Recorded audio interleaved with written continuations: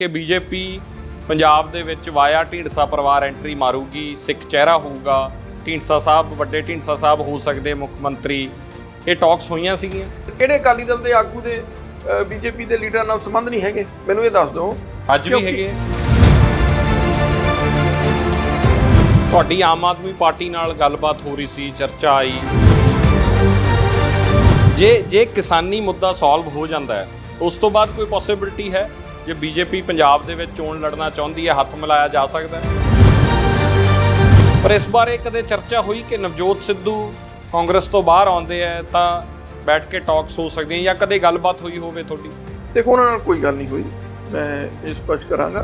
ਫਿਰ ਤੁਹਾਡੀ ਇਹ ਕੋਸ਼ਿਸ਼ ਹੋਊਗੀ ਕਿ ਆਮ ਆਦਮੀ ਪਾਰਟੀ ਦੇ ਨਾਲ ਹੀ ਮਿਲਿਆ ਜਾਵੇ? ਜਿਵੇਂ ਤੁਹਾਨੂੰ ਕਿਹਾ, ਬਾਦਲ ਪਰਿਵਾਰ ਤੇ ਕਾਂਗਰਸ, ਇਹਨਾਂ ਦੇ ਖਿਲਾਫ ਸੈਂਟੀਮੈਂਟ ਬਹੁਤ ਸਟਰੋਂਗ ਹੈ, ਕਿਉਂਕਿ ਲੋਕਾਂ ਨੂੰ ਇਹ ਹੁਣ ਕਲੀਅਰ ਹੋ ਗਿਆ ਵੀ ਇਹ ਰਲੇ ਹੋਏ ਨੇ ਆਪਸ 'ਚ। ਬਹੁਤ ਸਾਰੇ ਰੁੱਸਿਆਂ ਨੂੰ ਮਨਾਇਆ ਵੀ ਜਾ ਰਿਹਾ। ਹੁਣ ਪਾਰਟੀ ਨੇ ਜਦੋਂ 22 ਦੀਆਂ ਚੋਣਾਂ 'ਚ ਅਪਰੋਚ ਕਰਨੀ ਹੈ ਤਾਂ ਸਭ ਨੂੰ ਮਨਾਇਆ ਜਾ ਰਿਹਾ ਹੈ। ਤੁਹਾਡੇ ਤੱਕ ਕੋਈ ਐਸੀ ਅਪਰੋਚ ਹੋਈ ਹੈ ਹਾਲੇ ਤੱਕ? ਅਸੀਂ ਇਹ ਮੰਨਦੇ ਹਾਂ ਵੀ ਅਸਲੀ ਅਕਾਲੀ, ਪੱਕੇ ਅਕਾਲੀ ਅਸੀਂ ਹਾਂ, ਨਾ ਕਿ ਉਹ ਜਿਹੜੇ ਅਕਾਲੀ ਦਲ ਦੇ ਸਿਧਾਂਤਾਂ ਨੂੰ ਢਾਹ ਲਾ ਰਹੇ।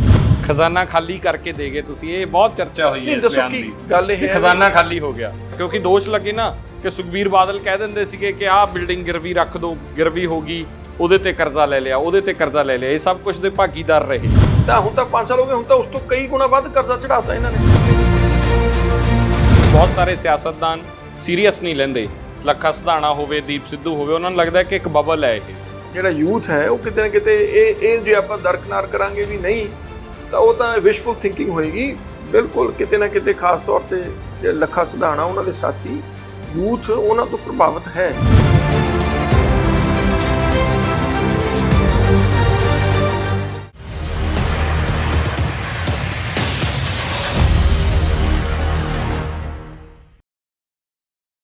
ਤਬਦੀਲੀ ਦੀ ਸਿਆਸਤ ਦੀ ਚਰਚਾ ਹੁੰਦੀ ਹੈ ਕਿ ਪੰਜਾਬ 'ਚ ਤਬਦੀਲੀ ਦੀ ਉਹ ਸਿਆਸਤ ਦੀ ਥਾਂ ਬਚੀ ਹੈ ਕਿ ਆਮ ਆਦਮੀ ਪਾਰਟੀ ਤੋਂ ਬਾਅਦ ਵੀ ਕੋਈ ਹੋਰ ਬਦਲ ਦੀ ਪੰਜਾਬ ਸੋਚ ਰਿਹਾ ਹੈ, ਜਾਂ ਫਿਰ ਰਵਾਇਤੀ ਪਾਰਟੀਆਂ ਇੱਕ ਵਾਰ ਫਿਰ ਇਸ ਵਾਰ ਨੰਬਰ ਮਾਰਨਗੀਆਂ।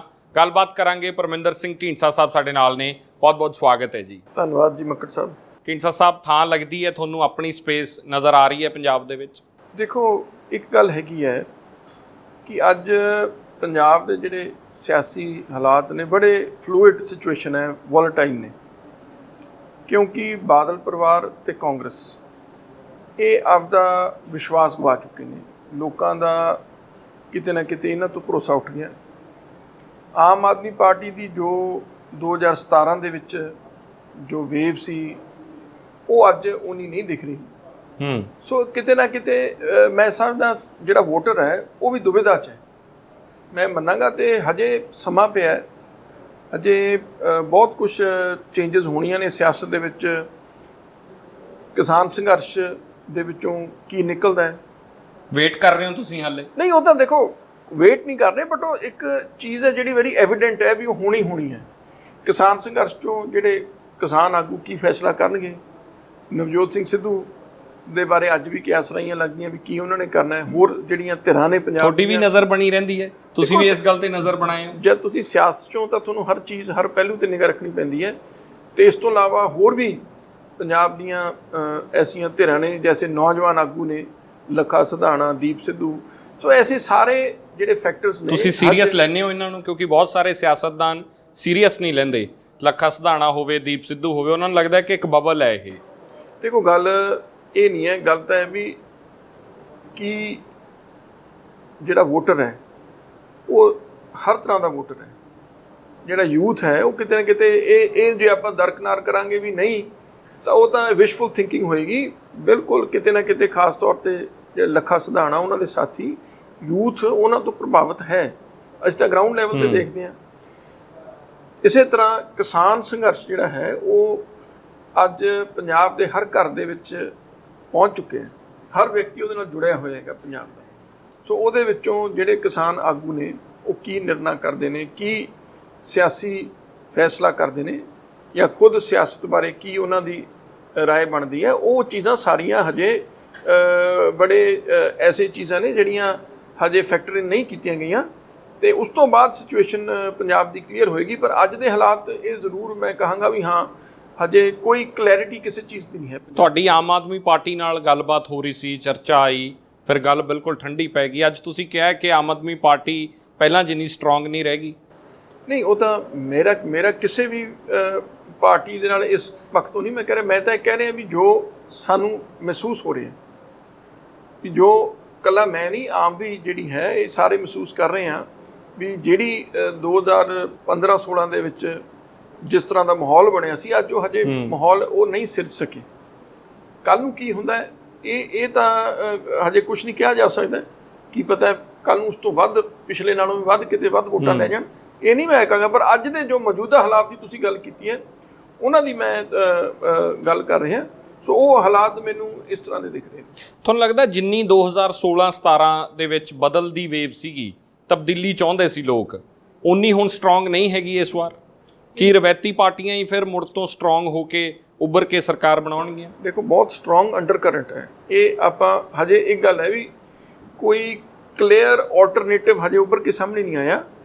ਪਰ ਦੋਨੇ ਧਿਰਾਂ, ਜਿਵੇਂ ਤੁਹਾਨੂੰ ਕਿਹਾ, ਬਾਦਲ ਪਰਿਵਾਰ ਤੇ ਕਾਂਗਰਸ, ਇਹਨਾਂ ਦੇ ਖਿਲਾਫ ਸੈਂਟੀਮੈਂਟ ਬਹੁਤ ਸਟਰੋਂਗ ਹੈ।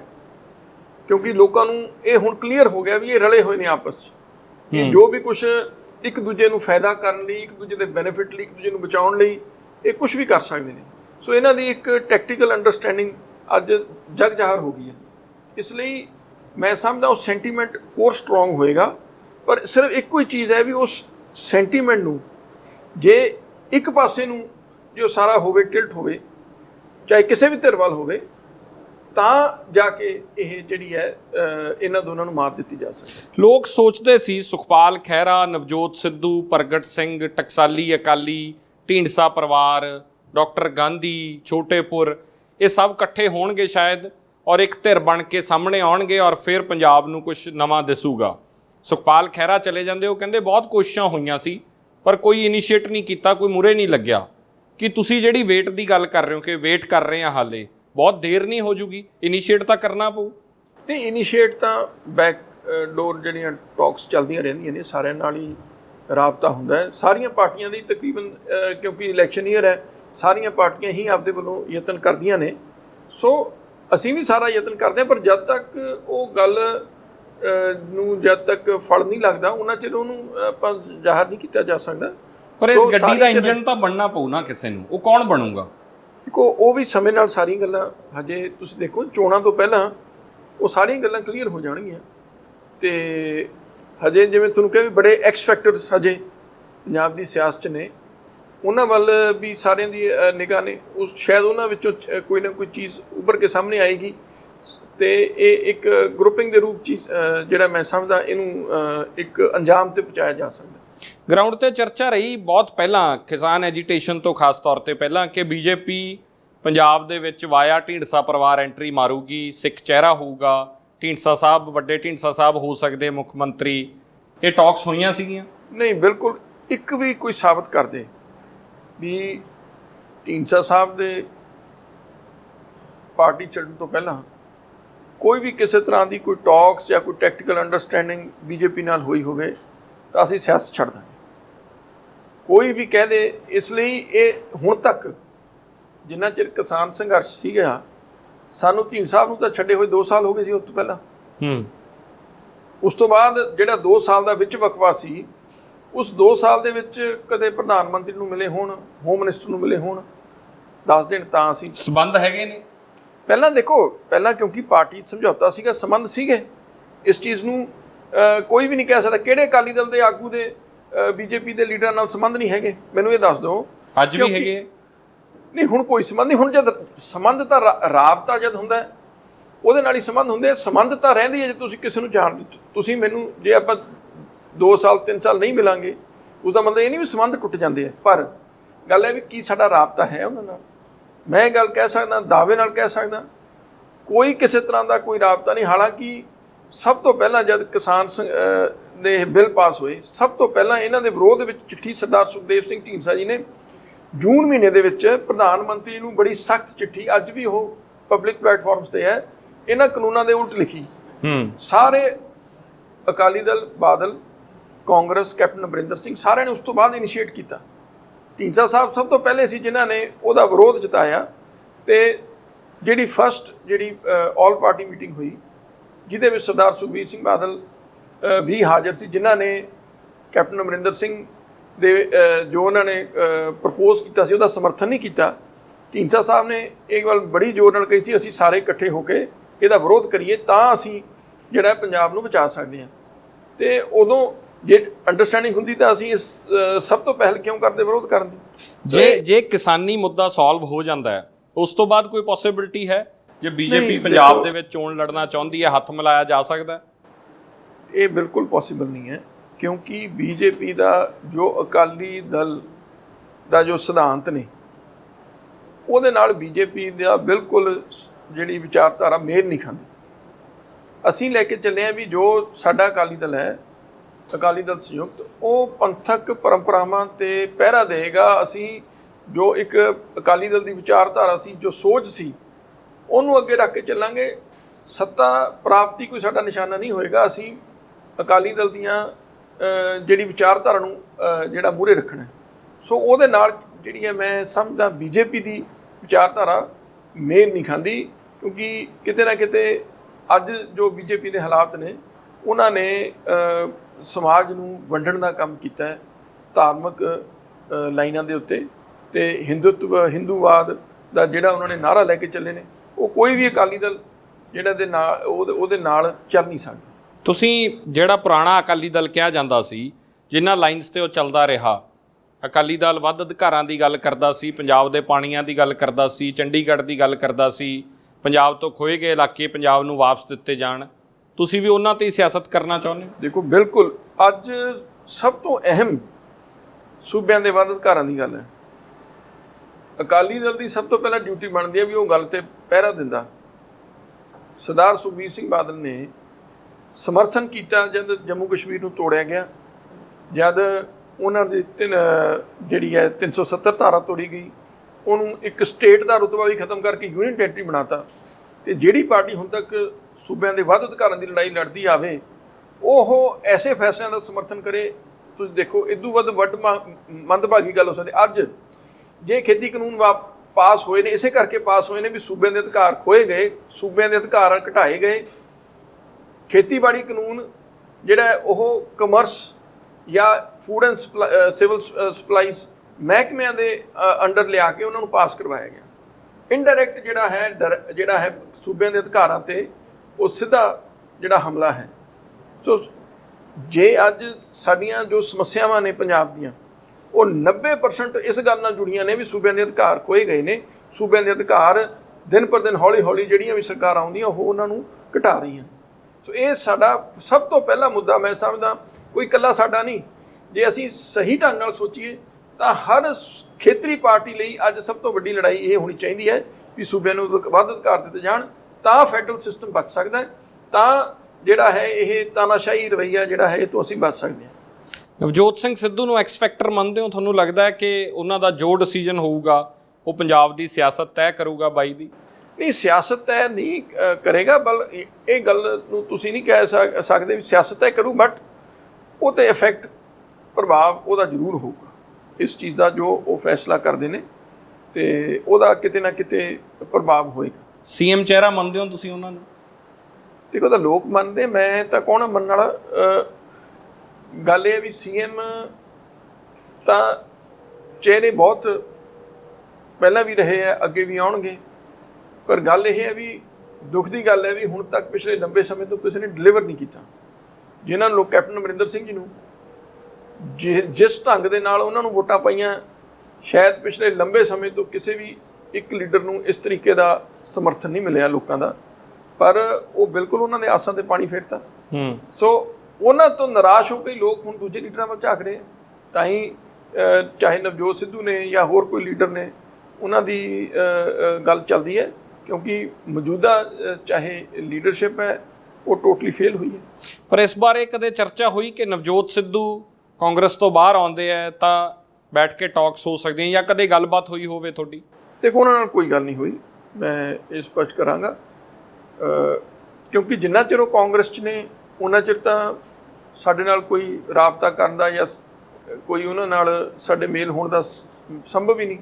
ਹਾਂ, ਜਦੋਂ ਕਾਂਗਰਸ ਛੱਡਣ ਦਾ ਕਦੇ ਕੋਈ ਫੈਸਲਾ ਕਰਦੇ ਨੇ ਤਾਂ ਫਿਰ ਵਿਚਾਰਾਂਗੇ ਅਸੀਂ, ਉਸ ਤੋਂ ਬਾਅਦ ਹੀ ਅਸੀਂ ਕੋਈ ਚੀਜ਼ ਦਾ ਬਾਰੇ ਹਜੇ ਪ੍ਰੀਐਮਪਟ ਕਿਵੇਂ ਕਰ ਸਕਦੇ ਹਾਂ ਵੀ ਕੱਲ੍ਹ ਨੂੰ ਉਹ ਕਾਂਗਰਸ 'ਚ ਹੀ ਰਹਿਣ, ਤੇ ਫਿਰ ਜੋ ਅੱਜ ਦੇ ਹਾਲਾਤ ਨਹੀਂ ਲੱਗ ਰਹੇ ਨੇ ਵੀ ਮੋਸਟ ਲਾਈਕਲੀ ਉਹ ਕਾਂਗਰਸ 'ਚ ਹੀ ਰਹਿਣਗੇ।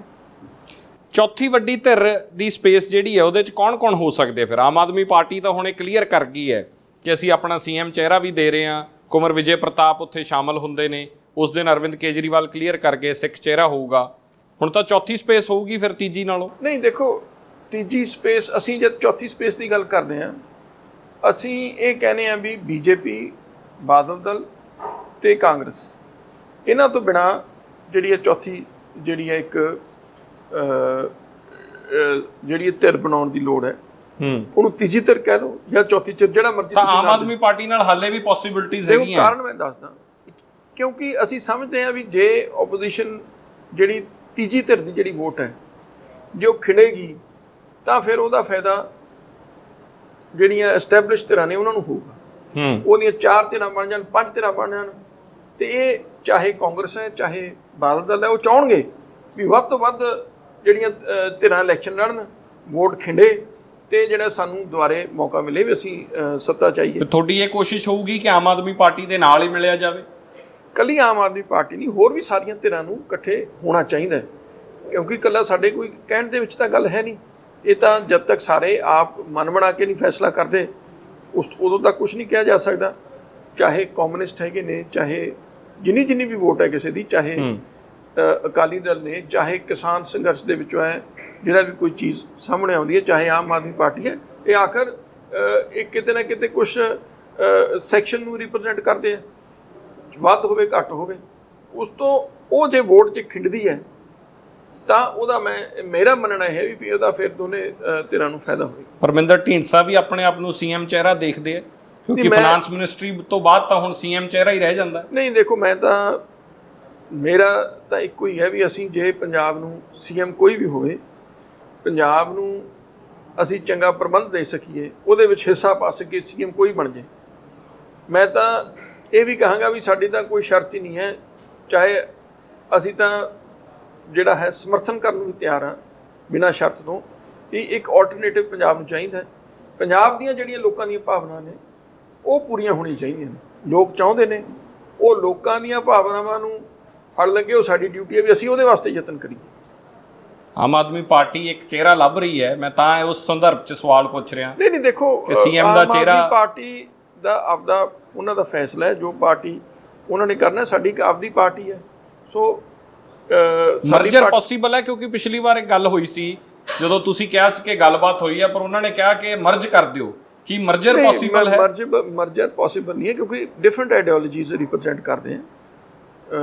ਜੋ ਸਾਡੀ ਪਾਰਟੀ ਦੀ ਇੱਕ ਪੰਥਕ ਆਈਡੀਓਲੋਜੀ ਹੈ, ਸਾਡਾ ਜੋ ਮੂਲ ਜਿਹੜੇ ਸਿਧਾਂਤ ਨੇ ਪੰਥਕ ਵਿਚਾਰਧਾਰਾ ਨਾਲ ਜੁੜੇ ਹੋਏ ਨੇ, ਤੇ ਇਸ ਕਰਕੇ ਜੇ ਆਈਡੀਓਲੋਜੀ ਸੇਮ ਹੋਵੇ ਫਿਰ ਤੇ ਚੀਜ਼ਾਂ ਬਾਰੇ ਸੋਚਿਆ ਜਾ ਸਕਦਾ, ਪਰ ਆਈਡੀਓਲੋਜੀਕਲ ਡਿਫਰੈਂਸ ਹੋਣ ਕਰਕੇ ਮੈਂ ਸਮਝਦਾ ਇਹ ਪੋਸੀਬਲ ਨਹੀਂ ਹੈ।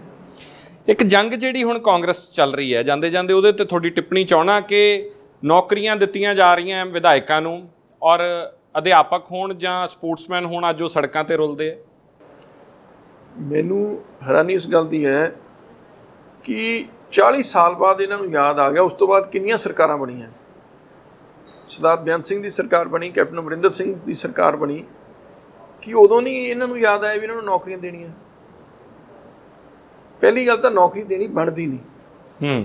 ਜਿਹੜਾ ਕੋਈ ਖੁਦ MLA ਹੋਵੇ ਉਹਦੀ ਅੱਗੇ ਦੇਖੋ, ਪਾਂਡੇ ਪਰਿਵਾਰ ਦੇ ਵਿੱਚ ਰਕੇਸ਼ ਪਾਂਡੇ ਜੀ MLA ਬਣ ਗਏ, 6 ਵਾਰ MLA ਬਣ ਚੁੱਕੇ ਨੇ। ਅੱਜ ਉਹਨਾਂ ਦੇ ਅੱਗੇ ਬੇਟੇ ਨੂੰ, ਮਤਲਬ ਜਿਹੜੇ ਉਹਨਾਂ ਦੇ ਬਜ਼ੁਰਗਾਂ ਦਾ ਉਹਨਾਂ ਦੇ ਪੋਤੇ ਹੋਏ ਜਿਹੜੇ ਸ਼ਹੀਦ ਹੋਏ, ਪਾਂਡੇ ਸਾਹਿਬ ਦੇ ਫਾਦਰ, ਉਹਨਾਂ ਨੂੰ ਤੀਜੀ ਥਾਂ ਨੌਕਰੀ ਦੇਣੀ, ਇਹ ਇੱਕ ਕਾਨੂੰਨ ਹੈਗਾ ਵੀ ਜਿਹੜਾ ਕੋਈ ਕੰਪੈਸ਼ਨੇਟ ਗਰਾਊਂਡ 'ਤੇ ਨੌਕਰੀ ਦੇਣੀ ਹੈ ਉਹ ਉੱਥੇ ਦੇਣੀ ਹੈ ਜਿੱਥੇ ਤਰਸਯੋਗ ਹਾਲਾਤ ਹੋਣ, ਜਿੱਥੇ ਉਹ ਪਰਿਵਾਰ ਆਪਦੇ ਉਹ ਐਂਡਸ ਮੀਟ ਨਾ ਕਰ ਸਕੇ, ਆਪਦੀਆਂ ਜ਼ਰੂਰਤਾਂ ਨਾ ਪੂਰੀਆਂ ਕਰ ਸਕੇ, ਉਹਦੀ ਉਸ ਹਾਲਾਤ ਦੇ ਵਿੱਚ ਜਿਹੜੀ ਤਰਸ ਦੇ ਆਧਾਰ 'ਤੇ ਕੰਪੈਸ਼ਨੇਟ ਗਰਾਊਂਡ 'ਤੇ ਨੌਕਰੀ ਦੇਣੀ ਹੈ, ਨਾ ਕਿ ਜਿੱਥੇ ਹੁਣ ਬਾਜਵਾ ਪਰਿਵਾਰ ਕਰੋੜਾਂਪਤੀ ਪਰਿਵਾਰ ਹੈ ਉਹਨਾਂ ਨੂੰ ਨੌਕਰੀ ਦਿੱਤੀ ਜਾ ਰਹੀ ਹੈ। ਇਹ ਤਾਂ ਸਿਰਫ ਤੇ ਸਿਰਫ ਆਪਦੀ ਸਿਆਸਤ ਨੂੰ ਮੁੱਖ ਰੱਖ ਕੇ ਕੀਤਾ ਜਾ ਰਿਹਾ। ਜਿਹੜੇ ਤਾਂ ਮੰਗ ਰਹੇ ਨੇ ਨੌਕਰੀ ਉਹਨੂੰ ਨੌਕਰੀ ਦੇ ਰਹੇ, ਜਿਹੜੇ ਨੌਕਰੀ ਨਹੀਂ ਮੰਗ ਰਹੇ ਉਹਨਾਂ ਨੂੰ ਨੌਕਰੀ ਦੇ ਰਹੇ ਨੇ। ਅੱਜ ਬਾਜਵਾ ਪਰਿਵਾਰ ਦਾ ਆਏਗਾ ਵੀ ਅਸੀਂ ਤਾਂ ਨੌਕਰੀ ਲੈਣੀ ਨਹੀਂ। ਤੁਹਾਨੂੰ ਲੱਗਦਾ ਲੋੜ ਨਹੀਂ ਸੀ ਕਿ ਉਹਨਾਂ ਨੂੰ ਨੌਕਰੀ, ਜ਼ਰੂਰਤ ਨਹੀਂ ਹੈਗੀ ਨੌਕਰੀ ਦੀ? ਕਿਉਂਕਿ ਪਰਿਵਾਰ ਨੇ ਅੱਜ ਕਿਹਾ ਕਿ ਮੈਂ ਸੇਵਾ ਕਰਨੀ ਚਾਹੁੰਦਾ। ਅਰਜਨ ਬਾਜਵਾ ਨੇ ਮੀਡੀਆ ਨੂੰ ਆ ਕੇ ਕਿਹਾ ਕਿ ਮੈਂ ਤਾਂ ਪੁਲਿਸ ਤਾਂ ਜੁਆਇਨ ਕਰ ਰਿਹਾ, ਮੈਂ ਸੇਵਾ ਕਰਨੀ ਚਾਹੁੰਦਾ। ਦੇਖੋ ਗੱਲ ਇਹ ਨਹੀਂ ਹੈਗਾ ਵੀ ਉਹਨੂੰ ਲੋੜ ਜਾਂ ਨਹੀਂ ਲੋੜ, ਗੱਲ ਤਾਂ ਵੀ ਕੀ ਉਹਨਾਂ ਦਾ ਹੱਕ ਬਣਦਾ, ਕੀ ਉਹਨਾਂ ਦਾ ਅਧਿਕਾਰ, ਇਹ ਅਖਲਾਕੀ ਤੌਰ ਤੇ ਉਹਨਾਂ ਦਾ ਹੱਕ ਬਣਦਾ ਵੀ ਅਸੀਂ ਨੌਕਰੀ ਲਈਏ, ਅਸੀਂ ਕਿਸੇ ਗਰੀਬ ਬੱਚਿਆਂ ਦਾ ਹੱਕ ਮਾਰੀਏ। ਆਖਰ ਜੇ ਇੱਕ ਪੋਸਟ ਭਰਨਗੇ ਤਾਂ ਕੱਲ ਕਿਸੇ ਗਰੀਬ ਦੇ ਬੱਚੇ ਨੂੰ ਮਿਲ ਸਕਦੀ ਸੀ, ਕੋਈ ਹੋਣਹਾਰ ਬੱਚਾ ਆਪਦੀ ਲਿਆਕਤ ਦੇ ਆਧਾਰ ਤੇ ਉੱਥੇ ਆ ਸਕਦਾ ਸੀ। ਉਹਦਾ ਹੱਕ ਮਾਰਨ ਵਾਲਾ ਕੰਮ ਕਰ ਰਹੇ ਨੇ। ਤੁਸੀਂ ਜੇ ਇੰਨੀ ਸ਼ੌਕ ਆ ਆਪਦੇ ਮੁੰਡੇ ਨੂੰ ਚੋਣ ਲੜਾ ਦਿਓ, ਤੇ ਜੇ ਲੋਕਾਂ ਨੂੰ ਪ੍ਰਵਾਨ ਹੋਏਗਾ ਤਾਂ ਹੋ ਜਾਏਗਾ। ਤੁਸੀਂ ਕਿਉਂ ਕਿਸੇ ਗਰੀਬਾਂ ਦਾ ਹੱਕ ਮਾਰ ਰਹੇ ਹੋ? ਔਖਾ ਹੈ ਨਾ, ਉਹ ਸੌਖੀ ਥੋੜੀ ਹੈ ਚੋਣ ਲੜ ਕੇ ਜਿੱਤਣੀ। ਉਹੀ ਮੈਂ ਕਹਿ ਰਿਹਾ ਨਾ, ਤਾਂ ਇਹ ਬੜੀ ਮੰਦਭਾਗੀ ਗੱਲ ਹੈ ਵੀ ਕੈਪਟਨ ਅਮਰਿੰਦਰ ਸਿੰਘ ਬਹੁਤ ਗਲਤ ਪਿੱਟਾਂ ਪਾ ਰਹੇ ਨੇ। ਉਹ ਆਪਦੇ ਐਮਐਲਏ ਨੂੰ ਖੁਸ਼ ਕਰਨ ਲਈ, ਆਪਦੀ ਕੁਰਸੀ ਬਚਾਉਣ ਲਈ ਜਿਹੜਾ ਹਰ ਪੱਧਰ ਤੇ ਜਿਹੜਾ ਜਾਣ ਲਈ ਤਿਆਰ ਨੇ, ਇਹ ਕੋਈ ਵਧੀਆ ਨਹੀਂ। ਉਹਨਾਂ ਨੂੰ ਖੁਦ ਇਹ ਸੋਚਣਾ ਚਾਹੀਦਾ ਵੀ ਮੈਂ ਪੰਜਾਬ ਦੇ ਲੋਕਾਂ ਦਾ ਮੁੱਖ ਮੰਤਰੀ ਹਾਂ, ਮੈਂ ਕਾਂਗਰਸ ਦਾ ਮੁੱਖ ਮੰਤਰੀ ਨਹੀਂ ਹਾਂ ਜਾਂ ਐਮਐਲਏ ਦਾ ਮੁੱਖ ਮੰਤਰੀ ਨਹੀਂ, ਮੈਂ ਪੰਜਾਬ ਦੇ ਲੋਕਾਂ ਦਾ ਮੁੱਖ ਮੰਤਰੀ ਹਾਂ। ਮੈਨੂੰ ਪੰਜਾਬ ਦੇ ਲੋਕਾਂ ਬਾਰੇ ਸੋਚਣਾ ਚਾਹੀਦਾ। ਅੱਜ ਮੈਂ ਹੁਣੀ ਜਾ ਕੇ ਆਇਆ ਪਟਿਆਲੇ, ਤੁਹਾਡੇ ਸੁਰਿੰਦਰਪਾਲ ਸਿੰਘ ਲੜਕਾ ਉੱਤੇ ਚੜ੍ਹਿਆ ਹੋਇਆ ਟਾਵਰ ਦੇ ਉੱਤੇ, ਉਹ ਵਿਚਾਰੇ ਦੀ ਕਿੱਡੀ ਡਿਮਾਂਡ ਹੈ।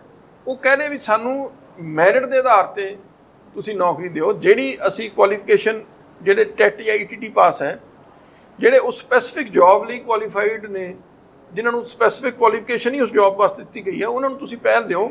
ਬੀਐਡ ਜਾਂ ਦੂਜਿਆਂ ਨੂੰ ਤੁਸੀਂ ਰੱਖੋ, ਪਰ ਪਹਿਲਾਂ ਜਿਹੜੇ ਉਹ ਮਾਪਦੰਡ ਕੁਆਲੀਫਿਕੇਸ਼ਨ ਦੇ ਪੂਰੇ ਉਹਨਾਂ ਨੂੰ ਦਿਓ। ਕੀ ਉਹ ਵਿਚਾਰਾ ਗਲਤ ਮੰਗ ਰਿਹਾ? ਅੱਜ 5ਵਾਂ ਦਿਨ ਉਹਦਾ ਮਰਨ ਵਰਤ 'ਤੇ ਹੈ। ਮੇਰੀ ਗੱਲ ਹੋਈ, ਉਹ ਬੋਲਣ ਦੇ ਵੀ ਸਮਰਥ ਨਹੀਂ ਹੈ। ਉਹਦੇ ਸਰੀਰ ਦੀ ਜਿਹੜੀ ਮਾਸ ਹੈ ਉੱਚੜਨਾ ਸ਼ੁਰੂ ਹੋ ਗਿਆ ਉੱਤੇ ਗਰਮੀ ਦੇ ਵਿੱਚ, ਤੇ ਉਹਨਾਂ ਦਾ ਅੱਜ ਤੱਕ ਕਾਂਗਰਸ ਦਾ ਕੋਈ ਆਗੂ ਉਹਦੀ ਗੱਲ ਸੁਣਨ ਤੱਕ ਨਹੀਂ ਗਿਆ। ਇੱਥੋਂ ਦੇ ਐਮਪੀ, ਇੱਥੋਂ ਦੇ ਐਮਐਲਏ ਜਾਂ ਕੋਈ ਹੋਰ ਆਗੂ ਇੱਕ ਵੀ ਉਹਦੇ ਜਿਹੜਾ ਹੈ ਦੁੱਖ ਵੀ ਪੁੱਛਣ ਨਹੀਂ ਗਿਆ। ਤੇ ਇਹ ਸਰਕਾਰ ਹੈਗੀ ਹੈ, ਜਿਹੜੇ ਲੋਕ ਮਰ ਰਹੇ ਨੇ ਉਹਨਾਂ ਦੀ ਸੁਣ ਨਹੀਂ ਰਹੇ, ਤੇ ਜਿਨ੍ਹਾਂ ਦੇ ਮੈਂ ਸਮਝਦਾ ਸਾਰਾ ਕੁਝ ਹੈ ਉਹਨਾਂ ਵਾਸਤੇ, ਉਹਨਾਂ ਤੇ ਦਿਆਲੂ ਹੋਈ ਹੋਈ ਹੈ ਸਰਕਾਰ। ਢੀਂਡਸਾ ਸਾਹਿਬ, ਆਖਰੀ ਸਵਾਲ ਹੈ, ਕਦੇ ਕਿਉਂਕਿ ਹੁਣ ਸਟਰਗਲ ਵੀ ਹੁੰਦਾ ਹੈ, ਪਾਰਟੀ ਨਵੀਂ ਬਣਾਉਣੀ, ਜ਼ੀਰੋ ਤੋਂ ਸ਼ੁਰੂ ਕਰਨਾ, ਕਦੇ ਉਸ ਦੌਰ ਦੀ ਯਾਦ ਆਉਂਦੀ ਹੈ ਤੁਹਾਨੂੰ ਜਾਂ ਅਕਾਲੀ ਦਲ ਦੀ ਯਾਦ ਆਉਂਦੀ ਹੈ? ਨਹੀਂ, ਦੇਖੋ ਜੇ ਮੈਂ ਕਹਾਂ, ਮੈਨੂੰ ਸਾਡਾ ਪਰਿਵਾਰ ਸ਼੍ਰੋਮਣੀ ਅਕਾਲੀ ਦਲ ਦਾ ਸ਼ੁਰੂ ਤੋਂ ਜੁੜਿਆ ਹੋਇਆ। ਅੱਜ ਵੀ ਅਸੀਂ ਇਹ ਮੰਨਦੇ ਹਾਂ ਵੀ ਅਸਲੀ ਅਕਾਲੀ, ਪੱਕੇ ਅਕਾਲੀ ਅਸੀਂ ਹਾਂ, ਨਾ ਕਿ ਉਹ ਜਿਹੜੇ ਅਕਾਲੀ ਦਲ ਦੇ ਸਿਧਾਂਤਾਂ ਨੂੰ ਢਾਹ ਲਾ ਰਹੇ। ਮੇਰੇ ਗ੍ਰੈਂਡਫਾਦਰ ਜਿਹੜੇ ਪੁਰਾਣੇ, ਜਿਹੜਾ ਸਾਡਾ ਪਰਿਵਾਰ ਅਕਾਲੀ ਦਲ ਦਾ ਹੈ, ਸਾਡਾ ਪਰਿਵਾਰ ਨੂੰ ਹੀ ਸਾਡੇ ਪਿੰਡ ਦੇ ਵਿੱਚ ਅਕਾਲੀਆਂ ਦਾ ਲਾਣਾ ਕਿਹਾ ਜਾਂਦਾ, ਕਿਉਂਕਿ ਸ਼ੁਰੂ ਤੋਂ ਸਾਡਾ ਪਰਿਵਾਰ ਅਕਾਲੀ ਦਲ ਨਾਲ ਹੀ ਹੈ। ਤੇ ਅਕਾਲੀ ਦਲ ਸਾਡੀ, ਮੈਂ ਸਮਝਦਾ ਪਾਰਟੀ ਨੇ ਸਾਨੂੰ ਬਹੁਤ ਮਾਣ ਦਿੱਤਾ, ਇਸ 'ਚ ਕੋਈ ਦੋ ਰਾਏ ਨਹੀਂ। ਪਰ ਅਸੀਂ ਅੱਜ ਉਸ ਅਕਾਲੀ ਦਲ ਨੂੰ ਬਚਾਉਣ ਦੀ ਲੜਾਈ ਲੜ ਰਹੇ ਹਾਂ ਜਿਹਨੇ ਸਾਨੂੰ ਮਾਣ ਦਿੱਤਾ। ਉਹ ਸੋਚ ਨੂੰ ਬਚਾਉਣ ਦੀ ਲੜਾਈ ਲੜ ਰਹੇ ਹਾਂ। ਇਹ ਜਿਹੜਾ ਹੈ ਸ਼ਾਇਦ ਇੱਕ ਪਰਿਵਾਰ ਨੂੰ ਬਚਾਉਣ ਦੀ ਲੜਾਈ ਲੜ ਰਹੇ ਨੇ, ਬਾਕੀ ਜਿਹੜੇ ਸਾਰੇ ਨੇ। ਹੁਣ ਫੈਸਲਾ ਲੋਕਾਂ ਨੇ ਕਰਨਾ। ਇਹ ਸਮਾਂ ਜਿਹੜਾ ਬੜਾ ਬਲਵਾਨ ਹੈ, ਉਹ ਮੈਂ ਸਮਝਦਾ ਸਮੇਂ ਆਉਣ 'ਤੇ ਇਸ ਚੀਜ਼ ਦਾ ਨਤਾਰਾ ਜ਼ਰੂਰ ਹੋਏਗਾ। ਅੱਜ ਚਾਹੇ ਪੈਸੇ ਦੀ ਤਾਕਤ ਹੈ, ਚਾਹੇ ਪੁਰਾਣੇ ਸਮੇਂ ਦੇ ਵਿੱਚ 10 ਸਾਲ ਦਾ ਰਾਜ ਜਿਹੜਾ ਕੀਤਾ, ਉਸ ਚੀਜ਼ ਦਾ ਪ੍ਰਭਾਵ ਹੈ, ਜਿਹਦੇ ਕਰਕੇ ਉਹ ਸ਼ਾਇਦ ਅਕਾਲੀ ਦਲ ਨੂੰ ਕਿਤੇ ਨਾ ਕਿਤੇ ਆਪਦੇ ਮਗਰ ਰੱਖਣ ਦੇ ਵਿੱਚ ਕਾਮਯਾਬ ਹੋਏ ਨੇ। ਪਰ ਸਮਾਂ ਇਹ ਵੀ ਇਤਿਹਾਸ ਦੱਸਦਾ ਵੀ ਅਕਾਲੀ ਦਲ ਦੇ ਵਿੱਚ ਬਦਲਾਅ ਵੀ ਬਹੁਤ ਆਏ ਨੇ, ਤੇ ਉਹ ਬਦਲਾਅ ਮੇਰਾ ਮੰਨਣਾ ਹੈ ਵੀ ਜ਼ਰੂਰ ਆਏਗਾ। ਅਕਾਲੀ ਦਲ ਮਾੜਾ ਨਹੀਂ, ਅਕਾਲੀ ਦਲ ਦੀ ਸੋਚ ਮਾੜੀ ਨਹੀਂ, ਪਰ ਗੱਲ ਹੈ ਵੀ ਜਿਹੜੇ ਅਕਾਲੀ ਦਲ ਦੇ ਵਿੱਚ ਬੈਠ ਕੇ ਜਿਹੜੀ ਸੀਨੀਅਰ ਲੀਡਰ ਦੇ ਫੈਸਲੇ ਕੀਤੇ ਨੇ, ਉਹ ਲੋਕਾਂ ਨੂੰ ਚੁਭਦੇ ਨੇ, ਉਹ ਦੁਖਦਾਈ ਨੇ। ਇਹ ਚਰਚਾਵਾਂ ਨੇ ਕਿ ਇਸ ਵਾਰ ਬਹੁਤ ਸਾਰੇ ਰੁੱਸਿਆਂ ਨੂੰ ਮਨਾਇਆ ਵੀ ਜਾ ਰਿਹਾ। ਹੁਣ ਪਾਰਟੀ ਨੇ ਜਦੋਂ 22 ਦੀਆਂ ਚੋਣਾਂ 'ਚ ਅਪਰੋਚ ਕਰਨੀ ਹੈ ਤਾਂ ਸਭ ਨੂੰ ਮਨਾਇਆ ਜਾ ਰਿਹਾ ਹੈ। ਤੁਹਾਡੇ ਤੱਕ ਕੋਈ ਐਸੀ ਅਪਰੋਚ ਹੋਈ ਹੈ ਹਾਲੇ ਤੱਕ? ਨਹੀਂ, ਦੇਖੋ ਸਿੱਧਾ ਕੋਈ ਅਪਰੋਚ ਨਹੀਂ। ਹਾਂ, ਜਿਹੜੇ ਸਾਡੇ ਪੁਰਾਣੇ ਸਾਥੀ ਨੇ ਉਹ ਜ਼ਰੂਰ ਸਾਨੂੰ ਕਹਿੰਦੇ ਨੇ, ਮੈਨੂੰ ਵੀ ਆ ਕੇ ਢੀਂਡਸਾ ਸਾਹਿਬ ਨੂੰ ਘੱਟ ਮਿਲਦੇ ਨੇ ਮੈਨੂੰ, ਕਿਉਂਕਿ ਪੁਰਾਣੇ ਉਹ ਰਹੇ ਨੇ, ਮਿਲ ਜਾਂਦੇ ਨੇ ਵਿਧਾਨ ਸਭਾ 'ਚ ਜਾਂ ਕਿਤੇ ਵੀ ਤੁਸੀਂ ਸੋਚੋ। ਸੋ ਸਾਡੀ ਤਾਂ ਇੱਕੋ ਹੀ ਗੱਲ ਹੈ ਵੀ ਸਾਡੀ ਕੋਈ ਲੜਾਈ ਨਿੱਜੀ ਨਹੀਂ, ਸਾਡੀ ਸਿਧਾਂਤਕ ਲੜਾਈ ਹੈ। ਤੇ ਅਸੀਂ ਉਸ ਪੋਸੀਬਿਲਿਟੀ ਹੈ ਕਿ ਜਿਹੜੀਆਂ ਚੇਂਜਸ ਤੁਸੀਂ ਚਾਹੁੰਦੇ ਹੋ ਜੇ ਉਹ ਚੇਂਜਸ ਹੁੰਦੀਆਂ ਤਾਂ ਤੁਸੀਂ ਵਾਪਸ ਉਸੇ ਅਕਾਲੀ ਦਲ ਦੇਖੋ ਅਸੀਂ ਕਿਸੇ ਨੂੰ ਕਿਸੇ ਅਹੁਦੇ ਵਾਸਤੇ ਨਹੀਂ, ਮੈਂ ਸਮਝਦਾ ਅਕਾਲੀ ਦਲ ਤਾਂ ਹੀ ਬਚ ਸਕਦਾ ਹੈ ਜੇ ਅਕਾਲੀ ਦਲ ਆਪਦੀ ਮੂਲ ਸਿਧਾਂਤਾਂ ਤੇ ਆਪਦੀ ਜਿਹੜੀ ਬੁਨਿਆਦੀ ਜੋ ਉਹਦੇ ਮੁੱਦੇ ਸੀ ਉਹਨਾਂ ਤੇ ਜਦ ਵਾਪਸ ਆਏਗਾ ਤੇ ਉਹਨਾਂ ਤੇ ਪਹਿਰਾ ਦੇਗਾ, ਇਕੱਲਾ ਵਾਪਸ ਆਉਣਾ ਨਹੀਂ। ਤੇ ਜਦ ਅਕਾਲੀ ਦਲ ਇਹ ਛੱਡ ਦੇਗਾ ਵੀ ਅਸੀਂ ਸੱਤਾ ਕਿਵੇਂ ਹਾਸਲ ਕਰਨੀ ਹੈ, ਸੱਤਾ ਹਾਸਲ ਕਰਨ ਵਾਸਤੇ ਜਿਹਦੇ ਨਾਲ ਕਿਸੇ ਨਾਲ ਸਮਝੌਤਾ ਕਰਨਾ, ਕਿਸੇ ਨਾਲ ਗੱਲ ਕਰਨੀ ਹੈ, ਜੇ ਅਸੀਂ ਸਿਧਾਂਤਾਂ ਤੇ ਉਲਟ ਜਾ ਕੇ ਕਰਾਂਗੇ ਤਾਂ ਉਹਨੂੰ ਅੱਜ ਨਹੀਂ ਤਾਂ ਕੱਲ ਪਾਰਟੀ ਨੂੰ ਠੇਸ ਲੱਗਣੀ ਉਹੀ ਅਕਾਲੀ ਦਲ ਨੂੰ ਹੋਇਆ। ਸੋ ਜੇ ਅਕਾਲੀ ਦਲ ਦੁਬਾਰੇ ਜਦ ਤੱਕ ਨਹੀਂ ਆਉਂਦਾ ਉਹਨਾਂ ਚਿਰ ਅਕਾਲੀ ਦਲ ਪਰ ਲੋਕ ਗੱਲਾਂ ਕਰਦੇ ਆ ਨਾ, ਲੋਕ ਕਹਿੰਦੇ ਆ ਕਿ ਵੱਡੇ ਢੀਂਡਸਾ ਸਾਹਿਬ ਨਾਰਾਜ਼ ਹੋਏ 19 ਦੀਆਂ ਚੋਣਾਂ 'ਚ ਵੀ ਪਰਮਿੰਦਰ ਜਦੋਂ ਜਾਂਦੇ ਲੋਕ ਸਭਾ ਦੇ ਵਿੱਚ ਤਾਂ ਪਰਮਿੰਦਰ ਢੀਂਡਸਾ ਨਹੀਂ ਚਾਹੁੰਦੇ ਸੀਗੇ, ਉਹ ਕੋਸ਼ਿਸ਼ ਕਰਦੇ ਰਹੇ ਕਿ ਸਭ ਕੁਝ ਠੀਕ ਹੋਵੇ, ਪਰ ਪਿਤਾ ਦੇ ਕਹਿਣ ਤੇ ਆਗਿਆਕਾਰੀ ਪੁੱਤਰ ਨੂੰ ਮੰਨਣਾ ਪਿਆ ਤੇ ਫਿਰ ਪਾਸੇ ਹੋਣਾ ਪਿਆ। ਦੇਖੋ ਗੱਲ ਇਹ ਹੈ ਵੀ ਜੇ ਮੈਂ ਕਹਾਂ ਵੀ ਕੋਈ ਵੀ ਫੈਸਲਾ ਲੈਣਾ ਕੋਈ ਸੌਖਾ ਨਹੀਂ ਹੁੰਦਾ। ਤੁਸੀਂ ਕਿਸੇ ਪਾਰਟੀ ਦੇ ਵਿੱਚ ਰਹੇ ਹੋ ਤਾਂ ਇੱਕੋ ਦਮ ਫੈਸਲਾ ਲੈਣਾ ਇਹ ਸੌਖਾ ਨਹੀਂ ਹੁੰਦਾ, ਪਰ ਜਦ ਤੁਸੀਂ ਹਾਲਾਤਾਂ ਨੂੰ ਦੇਖਦੇ ਹੋ, ਜਦ ਤੁਸੀਂ ਦੇਖਦੇ ਹੋ ਵੀ ਪਾਰਟੀ ਦੀ ਸਾਰੀ ਜਿਸ ਚੀਜ਼ ਲਈ ਢੀਂਡਸਾ ਸਾਹਿਬ ਲੈ ਕੇ ਚੱਲੇ ਸੀ ਉਹਦੇ ਨਾਲ ਮੈਂ ਜ਼ਰੂਰ ਸਹਿਮਤ ਹਾਂ। ਔਖਾ ਫੈਸਲਾ ਸੀ ਤੁਹਾਡੇ ਲਈ? ਔਖਾ ਤਾਂ ਸੁਭਾਵਿਕ ਹੁੰਦਾ ਜਦ ਤੁਸੀਂ ਇੰਨਾ ਸਮਾਂ ਪਾਰਟੀ ਦੇ ਵਿੱਚ ਰਹੇ ਆ, ਪਰ ਸੌਖਾ ਇਸ ਕਰਕੇ ਹੋ ਗਿਆ ਵੀ ਅਸੀਂ ਅੱਜ ਵੀ ਅਕਾਲੀ ਹਾਂ। ਮੈਂ ਇਹ ਵੀ ਦਾਅਵੇ ਕਹਿ ਸਕਦਾ ਵੀ ਅਸੀਂ ਅਕਾਲੀ ਦਲ ਤਾਂ ਕਦੇ ਵੀ ਅਸੀਂ ਅਕਾਲੀ ਦਲ ਦੀ ਸੋਚ ਤੋਂ ਪਾਸੇ ਨਹੀਂ ਹੋ ਸਕਦੇ, ਤੇ ਤਾਂ ਹੀ ਜਿਹੜਾ ਸਾਡੀ ਪਾਰਟੀ ਹੈ ਉਹ ਵੀ ਸ਼੍ਰੋਮਣੀ ਅਕਾਲੀ ਦਲ ਸੰਯੁਕਤੀ ਹੈ। ਕੋਈ ਇਕੱਲਾ ਚੋਣ ਨਿਸ਼ਾਨ ਹੋਣ ਲੈਣ ਨਾਲ ਕੋਈ ਜਿਹੜਾ ਅਕਾਲੀ ਨਹੀਂ ਬਣ ਜਾਂਦਾ। ਅਕਾਲੀ ਦਾ ਜਿਹਦੇ ਦਿਲ ਦੇ ਵਿੱਚ ਹੈ ਉਹ ਸੋਚ ਉਹੀ ਅਕਾਲੀ ਹੈ, ਤੇ ਅਸੀਂ ਉਸ ਪਹਿਲੂ ਤੇ ਪੂਰੇ ਹਾਂ। ਪਰ ਬਹੁਤ ਸਟ੍ਰੇਟ ਫਾਰਵਰਡ ਜਿਹਾ ਸਵਾਲ ਹੈ, ਕੀ ਪੋਸੀਬਿਲਿਟੀ ਹੈ ਕਿ ਦੁਬਾਰਾ ਇਕੱਠੇ ਹੋ ਸਕਦੇ ਹੋ ਤੁਸੀਂ? ਦੇਖੋ ਮੈਂ ਅੱਜ ਦੇ ਹਾਲਾਤਾਂ ਵਿੱਚ ਮੈਂ ਇਸੇ ਕੱਲ੍ਹ ਨੂੰ ਕੀ ਚੇਂਜਸ ਹੁੰਦੀਆਂ ਪਾਰਟੀ ਦੇ ਵਿੱਚ, ਕੀ ਪਾਰਟੀ ਫੈਸਲੇ ਕਰਦੀ ਹੈ, ਉਹ ਤਾਂ ਬਾਅਦ ਦੀ ਗੱਲ ਹੈ। ਅੱਜ ਦੇ ਹਾਲਾਤ 'ਚ ਕੋਈ ਪੋਸੀਬਿਲਿਟੀ ਨਹੀਂ। ਨਾਮ ਹੀ ਨਹੀਂ ਹੈ ਤੁਹਾਡੇ ਵੱਲੋਂ ਸਟ੍ਰੇਟ ਫਾਰਵਰਡ ਨਾਮ ਹੀ ਨਹੀਂ ਹੈ। ਤੁਸੀਂ ਇਹਨੂੰ ਨਾ ਹੀ ਮੰਨੋ, ਮਤਲਬ ਕਿਉਂਕਿ ਮੈਨੂੰ ਪਤਾ ਹੈ ਜਿਹੜੀਆਂ ਗੱਲਾਂ ਅਸੀਂ ਕਰਦੇ ਉਹ ਨਹੀਂ ਹੋਣੀਆਂ। ਅਸੀਂ ਪਾਰਟੀ ਦੇ ਵਿੱਚ ਰਹੇ ਹਾਂ, ਅਸੀਂ ਸਾਰਾ ਕੁਝ ਦੇਖਿਆ ਹੈਗਾ। ਜੋ ਗੱਲਾਂ ਅਸੀਂ ਕਰਦੇ ਸੀ ਉਹ ਗੱਲਾਂ ਉਦੋਂ ਵੀ ਕੀਤੀਆਂ ਜਾ ਸਕਦੀਆਂ ਸੀ ਉਹਨਾਂ ਵੱਲੋਂ, ਪਰ ਨਹੀਂ ਲਈਆਂ ਗਈਆਂ, ਨਹੀਂ ਫੈਸਲੇ ਕੀਤੇ ਗਏ, ਤੇ ਜਿਹਦੇ ਕਰਕੇ ਜਿਹੜਾ ਪਾਸੇ ਅਸੀਂ ਹੋਏ ਹਾਂ। ਸੋ ਉਹਨਾਂ ਹਾਲਾਤਾਂ 'ਚ ਮੈਨੂੰ ਨਹੀਂ ਲੱਗਦਾ ਵੀ ਇਹੋ ਜਿਹੇ ਹਾਲਾਤ ਪੈਦਾ ਹੋਣਗੇ ਵੀ ਦੁਬਾਰੇ ਰਿਲੇਵ ਹੋ। ਪਰ ਉਹਨਾਂ ਨੇ ਬਿਆਨ ਦਿੱਤੇ ਕਿ ਤੁਹਾਡੇ ਜਾਣ ਨਾਲ ਸਾਨੂੰ ਕੋਈ ਫਰਕ ਨਹੀਂ ਪਿਆ। ਤੁਹਾਨੂੰ ਲੱਗਦਾ ਤੁਹਾਡੇ ਐਗਜ਼ਿਟ ਹੋਣ ਤੋਂ ਬਾਅਦ ਅਕਾਲੀ ਦਲ ਨੂੰ ਪੰਜਾਬ 'ਚ ਜਾਂ ਖਾਸ ਤੌਰ ਤੇ ਸੰਗਰੂਰ ਇਲਾਕੇ 'ਚ ਫਰਕ ਪਿਆ? ਨਹੀਂ, ਮੈਂ ਕੋਈ ਨਹੀਂ ਕਹਾਂਗਾ ਵੀ ਮੈਂ ਬਹੁਤ ਕੁਛ ਹਾਂ ਵੀ ਮੇਰੇ ਕਰਕੇ ਫਰਕ ਪੈ ਗਿਆ। ਗੱਲ ਤਾਂ ਫਰਕ ਮੇਰੇ ਜਾਣ ਨਾਲ ਨਹੀਂ, ਗੱਲ ਤਾਂ ਹੈ ਵੀ ਜਿਹੜੀ ਚੀਜ਼ਾਂ ਉਹਨੇ ਛੱਡੀਆਂ ਉਹਦੇ ਨਾਲ ਫਰਕ ਪਿਆ। ਵਿਅਕਤੀ ਵਿਸ਼ੇਸ਼ ਕੁਛ ਨਹੀਂ ਹੁੰਦਾ ਪਾਰਟੀ ਵਿੱਚ, ਵਿਅਕਤੀ ਮਾਇਨੇ ਨਹੀਂ ਰੱਖਦੇ, ਸਿਧਾਂਤ ਮਾਇਨੇ ਰੱਖਦੇ ਆ। ਸਿਧਾਂਤਾਂ ਤੋਂ ਟੁੱਟਣ ਨਾਲ ਉਹਨਾਂ ਨੂੰ ਫਰਕ ਪਿਆ, ਹੋ ਸਕਦਾ ਮੇਰੇ ਜਾਣ ਨਾਲ ਉਹਨਾਂ ਨੂੰ ਨਾ ਫਰਕ ਪਿਆ ਹੋਵੇ, ਪਰ ਸਿਧਾਂਤਾਂ ਤੋਂ ਟੁੱਟਣ ਦਾ ਅਕਾਲੀ ਦਲ ਨੂੰ ਜ਼ਰੂਰ ਫਰਕ ਪਿਆ। ਮਨਪ੍ਰੀਤ ਬਾਦਲ ਦਾ ਤੁਸੀਂ ਦੌਰ ਦੇਖਿਆ ਫਾਈਨਾਂਸ ਮਿਨਿਸਟਰੀ ਦਾ, ਤੁਸੀਂ ਆਪਣੇ ਆਪ ਨੂੰ ਉਹਨਾਂ ਦੇ ਬਰਾਬਰ ਕਿਵੇਂ ਰੇਟ ਕਰਦੇ ਹੋ? ਤੁਸੀਂ ਜੋ ਚਲਾਇਆ ਪੰਜਾਬ, ਉਹਨਾਂ ਨੇ ਪੰਜਾਬ ਚਲਾਇਆ।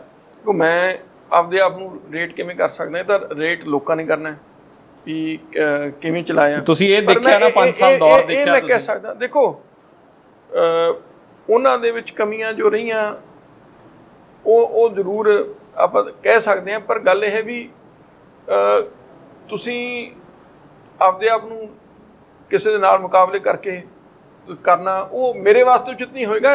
ਲੈਟ ਦੀ ਥਰਡ ਪਰਸਨ, ਕੋਈ ਤੀਜਾ ਬੰਦਾ, ਲੋਕ, ਆਮ ਲੋਕ ਉਹ ਜੱਜ ਕਰਨ ਵੀ ਕਿਵੇਂ ਚਲਾਈ ਹੈ।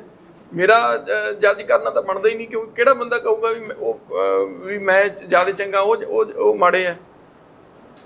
ਸੋ ਇਸ ਲਈ ਇਹ ਤਾਂ ਲੋਕਾਂ ਨੇ ਜੱਜ ਕਰਨਾ ਹੈ। ਹਾਂ, ਇੰਨਾ ਮੈਂ ਜ਼ਰੂਰ ਕਹਿ ਸਕਦਾ ਕਿ ਜੋ ਮੈਨੂੰ ਜ਼ਿੰਮੇਵਾਰੀ ਮਿਲੀ ਸੀ ਫਾਈਨੈਂਸ ਮਿਨਿਸਟਰ ਦੀ, ਮੈਂ ਇਮਾਨਦਾਰੀ ਨਾਲ ਆਪਦੇ ਬੈਸਟ ਆਫ ਜਿਹੜੀ ਕੈਪੇਬਿਲਿਟੀਜ਼ ਮੈਂ ਪੰਜਾਬ ਦੇ ਭਲੇ ਲਈ ਜੋ ਕੁਝ ਕਰ ਸਕਦੇ ਉਹ ਕਰਨ ਦਾ ਯਤਨ ਕੀਤਾ। ਇਹ ਮੈਨੂੰ ਇਸ ਗੱਲ ਦੀ ਸੰਤੁਸ਼ਟੀ ਹੈ ਵੀ ਮੇਰੇ ਮਨ 'ਚ ਇਹ ਜਿਹਾ ਕੋਈ ਨਹੀਂ ਵੀ ਮੈਂ ਕੋਈ ਐਸਾ ਫੈਸਲਾ ਲਿਆ ਹੋਵੇ ਜਿਹਦੇ ਨਾਲ ਜਿਹੜਾ ਪੰਜਾਬ ਦਾ ਕੋਈ ਮਾੜਾ ਹੋਇਆ ਹੋਵੇ, ਪੰਜਾਬ ਦਾ ਨੁਕਸਾਨ ਹੋਇਆ। ਪ੍ਰੈਸ਼ਰਾਈਜ਼ ਹੋਏ ਕਦੇ? ਨਹੀਂ, ਕੋਈ ਡਿਸੀਜਨ ਲੈਣ ਲਈ? ਕਿਉਂਕਿ ਐਸੀ ਕੋਈ ਵਿਧਾਨ ਸਭਾ ਜਿਹੜੀ ਸਟੇਟਮੈਂਟ ਮਨਪ੍ਰੀਤ ਬਾਦਲ ਨੇ ਦਿੱਤੀ ਕਿ ਵਿਆਜ ਭਰਿਆ 10,000 ਕਰੋੜ ਦਾ, ਉਹਦੇ 'ਚ ਇੰਨਾ ਕੁਝ ਬਣ ਸਕਦਾ, ਇੰਨੇ ਸਕੂਲ ਬਣ ਸਕਦੇ, ਇੰਨੇ ਹਾਈਵੇ ਬਣ ਸਕਦੇ ਸੀ, ਇਹ ਅਕਾਲੀਆਂ ਦੀ ਦੇਣ ਸੀ। ਦੇਖੋ ਇਹ ਇੱਕ ਉਹਨਾਂ ਦੀ ਪੋਲੀਟੀਕਲ ਸਟੇਟਮੈਂਟ ਸੀ, ਪਤਾ ਉਹਨਾਂ ਨੂੰ ਵੀ ਹੈ ਵੀ ਹਾਲਾਤ ਕੀ ਸੀ, ਕੇਂਦਰ ਸਰਕਾਰ ਦਾ, ਬੈਂਕਾਂ ਦਾ ਪ੍ਰੈਸ਼ਰ ਤੇ ਅੱਗੇ ਕਿਸਾਨਾਂ ਦੀ ਫਸਲ ਸਾਹਮਣੇ ਆਉਣੀ, ਇਹ ਸਾਰੀਆਂ ਚੀਜ਼ਾਂ ਜਦ ਕੋਈ ਵੀ ਫੈਸਲੇ ਸਰਕਾਰਾਂ ਲੈਂਦੀ ਹੈ ਤਾਂ ਲੋਕ ਹਿੱਤਾਂ ਨੂੰ ਅਸੀਂ ਮੂਹਰੇ ਰੱਖਦੇ ਹਾਂ। ਤੇ ਜੇ ਉਹਨਾਂ ਨੂੰ ਲੱਗਦਾ ਹੈ ਵੀ ਕੇਂਦਰ ਸਰਕਾਰ ਵੀ ਦੇਣ ਨੂੰ ਤਿਆਰ ਸੀ, 1/3 ਬੈਂਕ ਦੇਣ ਨੂੰ ਤਿਆਰ ਸੀ, ਤਾਂ ਅੱਜ ਲੈ ਲੈਣ। ਉਹ ਤਾਂ ਚੈਪਟਰ ਕਲੋਜ਼ ਨਹੀਂ ਹੋਇਆ। ਅਸੀਂ ਸਿਰਫ ਬੈਂਕਾਂ ਨਾਲ ਸੈਟਲਮੈਂਟ ਕੀਤੀ ਹੈ, ਗਵਰਨਮੈਂਟ ਆਫ ਇੰਡੀਆ ਨਾਲ ਤਾਂ ਸਾਡਾ ਕੋਈ ਚੈਪਟਰ ਕਲੋਜ਼ ਨਹੀਂ ਹੋਇਆ। ਇਹ ਜੇ ਇਹਨਾਂ ਨੂੰ ਲੱਗਦਾ ਵੀ ਕੇਂਦਰ ਸਰਕਾਰ ਦੇ ਸਕਦੀ ਸੀ, ਆਪਦਾ RDF ਦਾ ਪੈਸਾ ਹੀ ਲੈ ਲੈਣ ਜਿਹੜਾ ਉਹਨਾਂ ਨੇ ਬੰਦ ਕਰਤਾ। ਖਜ਼ਾਨਾ ਖਾਲੀ ਕਰਕੇ ਦੇ ਗਏ ਤੁਸੀਂ, ਇਹ ਬਹੁਤ ਚਰਚਾ ਹੋਈ ਹੈ ਇਸ ਬਿਆਨ ਦੀ। ਗੱਲ ਇਹ ਹੈ ਖਜ਼ਾਨਾ ਖਾਲੀ ਹੋ ਗਿਆ। ਦੇਖੋ, ਇੱਕ ਮੈਂ ਹੈਰਾਨ ਹੈ ਵੀ ਜਿਹੜਾ ਕੋਈ ਸਧਾਰਨ ਬੰਦਾ ਇਹ ਗੱਲ ਕਰੇ ਕਿ ਖਜ਼ਾਨਾ ਖਾਲੀ ਹੈ, ਉਹ ਤਾਂ ਗੱਲ ਸਮਝ ਆਉਂਦੀ ਹੈ। ਪਰ ਜੇ ਪੜ੍ਹਿਆ ਲਿਖਿਆ ਬੰਦਾ ਇਹ ਗੱਲ ਕਰੇ ਵੀ ਖਜ਼ਾਨਾ ਖਾਲੀ ਹੈ, ਕੋਈ ਰਾਜੇ ਮਹਾਰਾਜੇ ਦੇ ਖਜ਼ਾਨਾ ਥੋੜ੍ਹਾ ਨਾ ਵੀ ਉੱਥੋਂ ਚੱਕ ਕੇ ਪੈਸਾ ਕੱਢ ਲਿਆ। ਇਹ ਤਾਂ ਸਰਕਾਰਾਂ ਦੀ ਜਿਹੜਾ ਕੰਸੋਲੀਡੇਟਡ ਫੰਡ ਹੁੰਦਾ ਹੈਗਾ, ਉਹਦੇ ਵਿੱਚੋਂ ਪੈਸੇ ਆਉਂਦੇ। ਤੁਸੀਂ ਲਿਮਿਟ 'ਚ ਬੋਰੋ ਕਰ ਸਕਦੇ ਹੋ, ਹਰ ਚੀਜ਼ ਦੀਆਂ ਲਿਮਿਟੇਸ਼ਨਸ ਨੇ ਤੁਹਾਡੇ ਕੋਲੇ। ਤੁਸੀਂ ਇਹ ਨਹੀਂ ਵੀ ਜੋ ਮਰਜ਼ੀ ਕਰ ਸਕਦੇ ਹੋ। ਤੁਹਾਡੀ ਬੋਰਿੰਗ ਦੀ ਵੀ ਲਿਮਿਟ ਹੈ, ਜਿੰਨਾ ਸਰਕਾਰ ਕਰਜ਼ਾ ਲੈ ਸਕਦੀ ਹੈ। ਤੁਹਾਡਾ ਜਿਹੜਾ ਪੈਸਾ ਆਉਂਦਾ ਹੈਗਾ ਉਹਦੀ ਸਪੈਂਡਿੰਗ ਦੀ ਵੀ ਲਿਮਿਟ ਹੈ, ਕਿਸ ਚੀਜ਼ 'ਤੇ ਕਿਹੜਾ ਪੈਸਾ ਖਰਚਿਆ ਜਾ ਸਕਦਾ। ਗਵਰਨਮੈਂਟ ਆਫ ਇੰਡੀਆ ਦੀ ਜਿਹੜੀ ਕੋਈ ਫੰਡਿੰਗ ਹੈ, ਤੁਹਾਡੀਆਂ ਲਾਇਬਿਲਿਟੀ, ਤੁਹਾਡੇ ਖਰਚੇ, ਤੁਸੀਂ ਜਿਹੜੀਆਂ ਦੇਣਦਾਰੀਆਂ ਨੇ, ਉਹ ਤੁਹਾਡਾ ਸਕੋਪ ਜਿਹੜਾ ਹੈਗਾ, ਮੈਨੂੰ ਤਾਂ ਸਿਰਫ 5% ਜਿਹੜਾ ਬਜਟ ਹੈ ਉਹ ਤੁਸੀਂ ਆਪਦੀ ਮਰਜ਼ੀ ਨਾਲ ਖਰਚ ਸਕਦੇ ਹੋ। 95% ਤਾਂ ਤੁਹਾਡਾ ਵੈਸੇ ਹੀ ਕਮਿਟਡ ਲਾਇਬਿਲਿਟੀਜ਼ ਹੁੰਦੀਆਂ ਨੇ। ਤਾਂ ਇਹ ਨਹੀਂ ਹੋਇਆ ਕਿ ਲਾਲਾ ਜੀ ਦੀ ਹੱਟੀ ਤਰ੍ਹਾਂ ਨਹੀਂ ਚੱਲਿਆ ਪੰਜਾਬ, ਕਿ ਜੋ ਜੀ ਕੀਤਾ ਉਹ ਨਹੀਂ ਕੀਤਾ। ਕਿਉਂਕਿ ਦੋਸ਼ ਲੱਗੇ ਨਾ ਕਿ ਸੁਖਬੀਰ ਬਾਦਲ ਕਹਿ ਦਿੰਦੇ ਸੀਗੇ ਕਿ ਆਹ ਬਿਲਡਿੰਗ ਗਿਰਵੀ ਰੱਖ ਦਿਓ, ਗਿਰਵੀ ਹੋ ਗਈ, ਉਹਦੇ ਤੇ ਕਰਜ਼ਾ ਲੈ ਲਿਆ, ਉਹਦੇ ਤੇ ਕਰਜ਼ਾ ਲੈ ਲਿਆ। ਇਹ ਸਭ ਕੁਝ ਦੇ ਭਾਗੀਦਾਰ ਰਹੇ। ਇਹ ਬਹੁਤ ਚਰਚਾ ਹੋਈ। ਦੇਖੋ, ਗੱਲ ਇਹ ਹੈ, ਗੱਲ ਉਹ ਸਾਰਾ ਕਈ ਚੀਜ਼ਾਂ ਹੁੰਦੀਆਂ ਨੇ, ਸਾਰੀਆਂ ਸਰਕਾਰਾਂ ਕਰਦੀਆਂ ਨੇ। ਉਹ ਹੁੰਦੀਆਂ ਵੀ optimum utilization of your resources. ਤੁਸੀਂ ਜਿਹੜੀਆਂ ਨੇ ਹੁਣ ਤੁਸੀਂ ਮੈਂ ਦੱਸਦਾ, ਸਰਕਾਰ ਨੇ ਨਵੀਂ ਜੇਲ੍ਹ ਬਣਾਈ ਸੀ ਕਪੂਰਥਲਾ। ਜਿਹੜੀ ਜੇਲ੍ਹ ਪਈ ਸੀਗੀ ਉੱਥੇ ਪੁਰਾਣੀ ਜਲੰਧਰ, ਉਹਨੂੰ ਵੇਚਤਾ। ਹੁਣ ਉਹਦਾ ਜਿਹੜੀ ਚੀਜ਼ ਤੁਸੀਂ ਇੱਕ ਨਵਾਂ ਇਨਫਰਾਸਟਰਕਚਰ, ਇੱਕ ਨਵੀਂ ਚੀਜ਼ ਗਰਾਊਂਡ ਜ਼ੀਰੋ ਤੋਂ ਤਿਆਰ ਕਰਤੀ, ਹੁਣ ਦੂਜੀ ਤਾਂ ਜੇ ਤੁਸੀਂ ਨਹੀਂ ਉਹਨੂੰ ਵੇਚੋਗੇ ਤਾਂ ਉਹਨੂੰ ਕਿਸੇ ਨੇ ਕਬਜ਼ਾ ਕਰ ਲੈਣਗੇ। ਤੁਹਾਨੂੰ ਪਤਾ ਹੈ ਅੱਜ ਕੱਲ੍ਹ ਲੈਂਡ ਮਾਫੀਆ ਤੁਰਿਆ ਫਿਰਦਾ। ਸੋ ਜੇ ਅਸੀਂ ਇੱਕ ਚੀਜ਼ ਐਸੈਟ ਕ੍ਰੀਏਟ ਕਰਕੇ, ਦੂਜਾ ਤੁਸੀਂ ਦੱਸੋ, ਅਸੀਂ ਨਵੀਂ ਉਹ ਬਣਾ ਲਿਆ ਸਰਕਾਰ ਨੇ ਮੈਂਟਲ ਹਸਪੀਟਲ ਅੰਮ੍ਰਿਤਸਰ, ਨਵਾਂ ਟੋਟਲ ਸਾਰਾ। ਤੇ ਜਿਹੜੀ ਪੁਰਾਣੀ ਜਗ੍ਹਾ ਸੀ ਉਹਦਾ ਕੀ ਕਰਦੇ, ਉਹਨੂੰ ਜੇ ਵੇਚ ਲਿਆ, ਉਹਨੂੰ ਅਸੀਂ ਮੋਨੇਟਾਈਜ਼ ਕਰ ਲਿਆ, ਉਹ ਕੋਈ ਗਲਤ ਫੈਸਲੇ ਨਹੀਂ ਹੈਗੇ। ਉਹਨਾਂ ਨੂੰ ਸਿਰਫ ਸੁਖਬੀਰ ਬਾਦਲ ਤੇ ਵੀ ਦੋਸ਼ ਲੱਗੇ ਨਾ, ਤਾਂ ਤੁਸੀਂ ਕਹਿ ਰਹੇ ਹੋ ਕਿ ਫਾਈਨੈਂਸ਼ੀਅਲੀ ਕੁਝ ਗਲਤ ਨਹੀਂ ਹੋਇਆ ਉਹਨਾਂ ਦੀ ਸਰਕਾਰ, ਜਾਂ ਤੁਸੀਂ ਫਾਈਨਾਂਸ ਮਿਨਿਸਟਰ ਦੇ ਤੌਰ ਤੇ ਕਿਸੇ ਦੇ ਦਬਾਅ 'ਚ ਆ ਕੇ ਕੁਝ ਗਲਤ ਨਹੀਂ ਕੀਤਾ? ਨਹੀਂ, ਅਸੀਂ ਕੋਈ ਵੀ ਕਿਸੇ ਦੇ ਦਬਾਅ 'ਚ, ਮੈਂ ਬੜਾ ਕੈਟੇਗੋਰਿਕਲੀ ਕਹਿਣਾ, ਕੋਈ ਗਲਤ ਨਹੀਂ ਕੀਤਾ। ਜੋ ਕੁਝ ਕੀਤਾ ਹੈ ਸਟੇਟ ਦੇ ਹਿੱਤਾਂ ਨੂੰ ਮੁੱਖ ਰੱਖ ਕੇ। ਮੈਂ ਕਿਤੇ ਵੀ ਕਿਸੇ ਨਾਲ ਵੀ, ਜਾਖੜ ਸਾਹਿਬ ਗੱਲਾਂ ਕਰਦੇ ਹੈ, ਮਨਪ੍ਰੀਤ ਸਿੰਘ ਬਾਦਲ ਗੱਲਾਂ ਕਰਦੇ ਹੈ, ਕਿਸੇ ਪਬਲਿਕ ਪਲੇਟਫਾਰਮ 'ਤੇ ਮੈਂ ਬੈਠ ਕੇ ਗੱਲ ਕਰਨ ਨੂੰ, ਬਹਿਸ ਕਰਨ ਨੂੰ ਤਿਆਰ ਹਾਂ ਵੀ ਕਿਹੜੇ ਫੈਸਲੇ ਹੋਏ ਜਿਹਦੇ 'ਤੇ ਉਹਨਾਂ ਨੂੰ ਕਿੰਤੂ ਪਰੰਤੂ ਹੈ, ਉਹਨਾਂ 'ਤੇ ਬੈਠ ਕੇ ਮੈਂ ਖੁਦ ਬਹਿਸ ਕਰਨ ਨੂੰ ਤਿਆਰ ਹਾਂ। ਸੋ ਇਸ ਲਈ ਇਹ ਕਹਿਣਾ ਬੜਾ ਸੌਖਾ ਹੈ। ਦੂਜੀਆਂ ਸਰਕਾਰਾਂ ਦੀ ਬਟ ਨੈਚੁਰਲ ਹੁੰਦੀ ਹੈ। ਹੁਣ ਤਾਂ 5 ਸਾਲ ਹੋ ਗਏ, ਜੋ ਕਹਿੰਦੇ ਸੀ ਖਜ਼ਾਨਾ ਖਾਲੀ ਸੀ, ਤਾਂ ਹੁਣ ਤਾਂ 5 ਸਾਲ ਹੋ ਗਏ, ਹੁਣ ਤਾਂ ਉਸ ਤੋਂ ਕਈ ਗੁਣਾ ਵੱਧ ਕਰਜ਼ਾ ਚੜਾਤਾ ਇਹਨਾਂ ਨੇ। 5 ਸਾਲਾਂ ਦੇ ਵਿੱਚ ਤਕਰੀਬਨ ਸਿਰਫ ਬਜਟ ਫੰਡਿੰਗ, ਬਾਕੀ ਛੱਡ ਦਿਓ ਤੁਸੀਂ, ਇਕੱਲੀ ਬਜਟ ਫੰਡਿੰਗ ਦੇ ਵਾਸਤੇ ਇਹਨਾਂ ਨੇ 1 ਲੱਖ ਕਰੋੜ ਰੁਪਏ ਤੋਂ ਉੱਤੇ ਬੋਰੋ ਕਰ ਚੁੱਕੀ ਹੈ ਬਜਟ ਫੰਡਿੰਗ ਵਾਸਤੇ। ਤੇ ਅਸੀਂ ਜਿਹੜਾ ਮੈਂ 5 ਸਾਲ ਰਿਹਾ, ਮੈਂ ਇਹ ਕਹਿ ਸਕਦਾ ਵੀ ਤਕਰੀਬਨ ਬਜਟ ਫੰਡਿੰਗ ਵਾਸਤੇ ਅਸੀਂ 45,000 ਕਰੋੜ ਤੋਂ 50,000 ਕਰੋੜ ਰੁਪਏ ਅਸੀਂ ਬਜਟ ਫੰਡਿੰਗ ਵਾਸਤੇ ਬੋਰੋ ਕੀਤਾ ਸੀ। ਇੰਨਾ ਫਰਕ 5 ਸਾਲਾਂ ਦਾ, ਤੇ ਦੋਨੇ 5 ਸਾਲਾਂ ਦਾ ਤੁਸੀਂ ਡਿਫਰੈਂਸ ਲਗਾ ਲਓ। ਸੋ ਇਹ ਕਹਿਣਾ, ਕ੍ਰਿਟਿਸਾਈਜ਼ ਕਰਨਾ ਤਾਂ ਬੜਾ ਸੌਖਾ ਹੁੰਦਾ ਹੈਗਾ। ਮੈਂ ਤਾਂ ਓਪਨ ਆ ਵੀ ਜਦ ਮਰਜ਼ੀ ਕਿਸੇ ਪਲੇਟਫਾਰਮ ਤੇ ਬਹਿਸ ਕਰ ਲੈਣ। ਤੁਸੀਂ ਰੇਟ ਤਾਂ ਨਹੀਂ ਕੀਤਾ ਆਪਣੇ ਆਪ ਨੂੰ, ਪਰ ਬੈਟਰ ਪਰਫਾਰਮਰ ਰਹੇ ਹੋ ਤੁਸੀਂ ਕਹਿ ਰਹੇ ਹੋ। ਨਹੀਂ, ਮੈਂ ਦੇਖੋ ਬੈਟਰ ਪਰਫਾਰਮੈਂਸ ਤਾਂ ਮੈਂ ਉਹੀ ਕਹਿਣਾ ਵੀ ਇਹ ਤਾਂ ਲੋਕਾਂ ਨੇ ਜੱਜ ਕਰਨਾ ਹੈ। ਇਹ ਪੰਜਾਬ ਦੇ ਜਿਹੜੇ ਲੋਕ ਫਾਈਨੈਂਸਿਸ ਨੂੰ ਜਾਣਦੇ ਨੇ, ਜਾਂ ਪੰਜਾਬ ਦੇ ਹਾਲਾਤਾਂ ਨੂੰ ਜਾਣਦੇ ਨੇ, ਜਾਂ ਜਿਹੜੇ ਇੰਟਰਨਲੀ ਸਰਕਾਰ ਦੀ ਫੰਕਸ਼ਨਿੰਗ ਜਾਣਦੇ ਨੇ, ਉਹ ਜੱਜ ਕਰ ਸਕਦੇ ਨੇ। ਵੈਸੇ ਤਾਂ ਆਮ ਲੋਕ ਵੀ ਜੱਜ ਕਰ ਸਕਦੇ ਨੇ ਵੀ ਕੀ ਫਾਈਨੈਂਸਿਸ ਦਾ ਪਿਛਲੇ 5 ਸਾਲਾਂ 'ਚ ਕਿਸ ਤਰੀਕੇ ਨਾਲ ਚੱਲਿਆ। ਅਸੀਂ ਤਾਂ ਘੱਟੋ ਘੱਟ, ਮੈਨੂੰ ਇਸ ਗੱਲ ਦੀ ਸੰਤੁਸ਼ਟੀ ਹੈ ਵੀ ਕੋਈ ਵੀ ਆ ਕੇ ਆਪਦੀ ਡਿਮਾਂਡ ਲੈ ਕੇ ਆਉਂਦਾ ਸੀ, ਉਹਦੀ ਚਾਹੇ ਅਸੀਂ ਪੂਰੀ ਕਰੀਏ ਨਾ ਕਰੀਏ, ਉਹਦੀ ਗੱਲ ਸੁਣਦੇ ਸੀ। ਕਦੇ ਕਿਸੇ ਨੂੰ ਅਸੀਂ ਗੱਲ ਕਰਨ ਤੋਂ ਜਵਾਬ ਨਹੀਂ ਦਿੱਤਾ ਵੀ ਆਓ ਸਾਡੇ ਨਾਲ, ਜੇ ਤੁਹਾਡੀਆਂ ਕੋਈ ਸਮੱਸਿਆਵਾਂ ਨੇ, ਜੇ ਸਾਡੇ ਨਾਲ ਸੰਬੰਧਿਤ ਨੇ, ਆਓ ਬੈਠ ਕੇ ਅਸੀਂ ਤੁਹਾਡੇ ਨਾਲ ਗੱਲ ਕਰਾਂਗੇ। ਅਸੀਂ ਜਿਹੜੀਆਂ ਕੋਈ ਮੰਨੀਆਂ ਜਾ ਸਕਦੀਆਂ ਨੇ ਸਾਡੇ ਹਾਲਾਤਾਂ ਨੂੰ ਦੇਖ ਕੇ ਉਹਨਾਂ ਨੂੰ ਪੂਰੀਆਂ ਵੀ ਕਰਾਂਗੇ। ਸੋ ਇਹ ਅਸੀਂ ਕੋਸ਼ਿਸ਼ ਕੀਤੀ। ਬਹੁਤ ਧੰਨਵਾਦ ਢੀਂਡਸਾ ਸਾਹਿਬ ਸਮਾਂ ਦੇਣ ਵਾਸਤੇ। ਧੰਨਵਾਦ ਜੀ ਮੱਕੜ ਸਾਹਿਬ, ਮਿਹਰਬਾਨੀ। ਪਰਮਿੰਦਰ ਸਿੰਘ ਢੀਂਡਸਾ ਦੇ ਨਾਲ ਸਿੱਧੀਆਂ ਸਪਸ਼ਟ ਗੱਲਾਂ ਹੋਈਆਂ। ਉਮੀਦ ਹੈ ਤੁਹਾਨੂੰ ਇੰਟਰਵਿਊ ਚੰਗੀ ਲੱਗੀ ਹੈ। ਕਮੈਂਟ ਜ਼ਰੂਰ ਕਰਿਓ। ਧੰਨਵਾਦ।